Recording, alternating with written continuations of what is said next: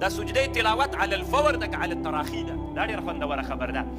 قرآن دی ویلې دا سجده تلاوت یو خو په مانځه کې دلته على الفور ده، غیر له مانځه نه طالبانو على الفور ده که على التراخي ده صحیح ده د طالبانو چې على التراخي ده خبر پوه على الفور نه ده. نو د امام بخاري دلته مقصد دا ده باب من قرأ السجدة چا سجده وویلې ولم یسجد آیات د سجدې ویلې سجده على لم یسجد على الفور یې ونه کړله وروسته یې وکړله. بعضې علما وایي د دې باب مقصد دا ده چې سجده یې ویلې ولم یعنې واجب نه ده. کشمیري وایي دا مطلب ده د بخاري مقصد دا ده چې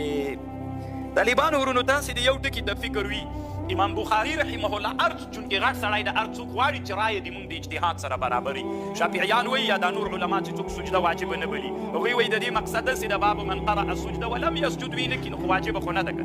موږ احناف وایو باب من قرأ السجده وکړي ووایي ولم یسجد على الفور یې ونه کړي نو هغه سره